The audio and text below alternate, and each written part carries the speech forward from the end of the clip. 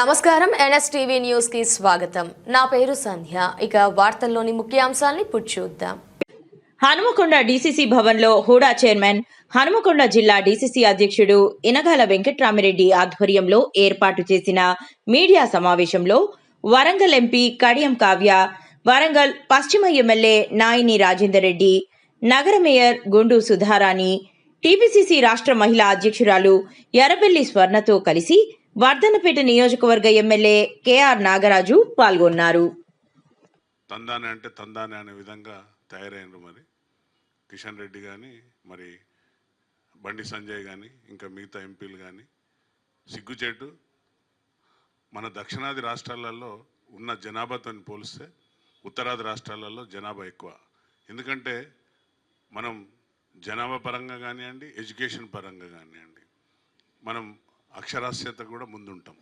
ఎందుకంటే మన ఎప్పుడైతే కుటుంబ నియంత్రణ వచ్చిందో దక్షిణాది రాష్ట్రాలు పర్ఫెక్ట్గా దాన్ని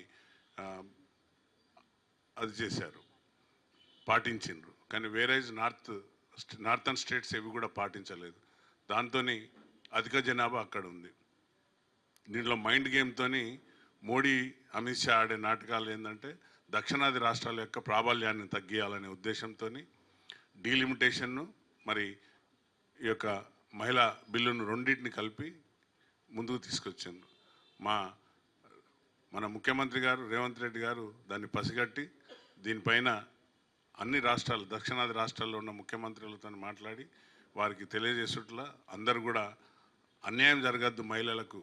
మహిళలకు ఏదైతే మనం అనుకుంటున్నామో 33%, ఎప్పుడైతే సోనియమ్మ గారు ఉండి 23లోనే ఏదైతే బిల్లును పెడితే దాన్ని సిగ్గుచేటు అడ్డుకున్న బీజేపీ నాయకులు ఇవాళ కళ్ళబొల్లి మాటలతోని నిన్న కూడా మై బోత్ దుఃఖ్ దర్ద్ సే ఆ రహా హూం, మై బోత్ ఆప్సే దరద్ బాట్నే కే లే ఆ రహా హూం అని డైలాగ్ కొడుతున్న మోడీ, నీ నాటకాలు ఆపు. దానికి తోడు ఇక్కడున్న బీజేపీ నాయకులు ధర్నాలు చేస్తున్నారు. సిగ్గు మీకు తెలియకుండా మీరు మోదీ భజన చేస్తున్నారు బిడ్డలారా, అది తప్పు. మహిళల పట్ల మాకున్న గౌరవం, అపారమైన గౌరవం మహిళల పట్ల కాంగ్రెస్ ప్రభుత్వానికి ఉన్నది. చాలా చిత్తశుద్ధితోని ఏదైతే మహిళా బిల్లును సపరేట్ చేసి పెట్టమని ప్రియాంకమ్మ చెప్పిండ్రు, మరి మా సోదరిమణి డాక్టర్ కడియం కావ్య గారు కూడా క్లియర్గా చెప్పారు.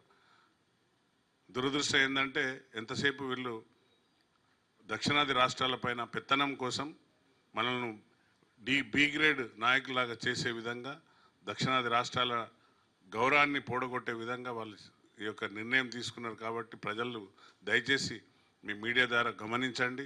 ఈ బీజేపీ ఆడే కుట్రలు, నాటకాలలో మీరు ఎట్టి పరిస్థితులలో ఆ నాటకాలలో వలలో చిక్కద్దని. మరి రాజ్యాంగాన్ని పట్టుకున్న వ్యక్తి మా రాహుల్ గాంధీ గారు. రాజ్యాంగాన్ని పట్టుకొని తిరిగితే వాళ్ళు మనవాదంతో ముందుకు వస్తున్నారు. మనవాదంతోనే అంటే ఎలక్షన్లలో కూడా ఎలక్షన్లు వస్తున్నాయనగానే రాముణ్ణి ముందు పెట్టి ఆ అక్షంతలు ఇండ్ల పంచి మీరు ఓట్లతో గెలిచిరు బిడ్డ. ఆ 8 సీట్లు కూడా ఆ రాముని దయవల్లనే వచ్చినాయి తప్ప మీకు ఏమాత్రం కూడా రాజ్యాంగం పైన మీకు గౌరవం లేదు. కాబట్టి తస్మత్ జాగ్రత్త. మీరు చేసే కుట్రలు, కుతంత్రాలను తప్పనిసరిగా తిప్పికొడతాం, ఎండగడతాం. మరి మొల్దారం ఉంటేనే మగోడన్న డైలాగ్ కొట్టిన ఎంపీలు మరి ఎక్కడ పోయినో కనబడతలేరు.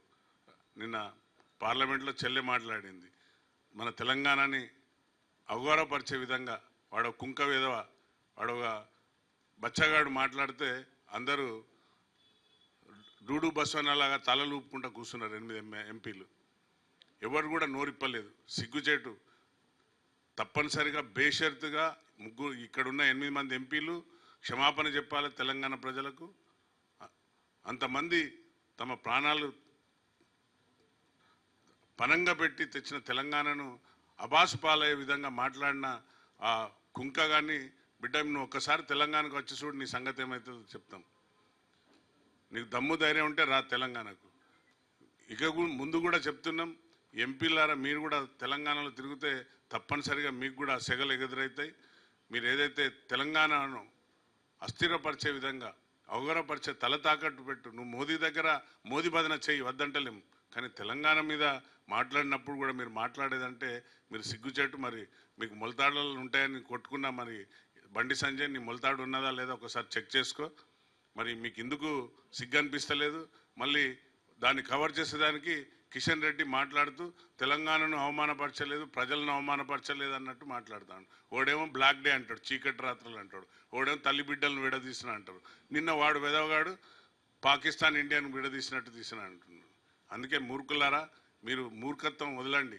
మీరు ఏదైతే తప్పనిసరిగా మీ యొక్క ప్రాధాన్యత తగ్గుతుందనే ఉద్దేశంతో ఈరోజు డీలిమిటేషన్ను ఉమెన్ బిల్ను రెండు కూడా కలిపి పెట్టింది. కాబట్టే అది గుర్తించిన రాహుల్ గాంధీ గారు, మరి మన ముఖ్యమంత్రి గారు దాన్ని గుర్తించి ఈరోజు దక్షిణాది రాష్ట్రాలను అందరినీ కూడా అలర్ట్ చేసేట్లో వారందరూ కూడా ఒక తాటిపైన వచ్చి ఈ బిల్లు పైన వ్యతిరేకించిండ్రు. మొన్న మరి ప్రియాంకమ్మ ఛాలెంజ్ చేసింది, చలో లగాओ సింగిల్ బిల్ లగాओ हम पास कराते हम तैयार है అని. మరి దమ్ము ధైర్యం ఉంటే మీరు రండి, పెట్టండి. మరి తప్పనిసరిగా మీ అందరం కూడా మా కావ్యమ్మ గిట్ల అందరు పోయి మా ఎంపీలు అందరూ కూడా సపోర్ట్ చేస్తారు. తెలంగాణ దక్షిణాది రాష్ట్రాలు కూడా సపోర్ట్ చేసడానికి సిద్ధంగా ఉన్నాయి.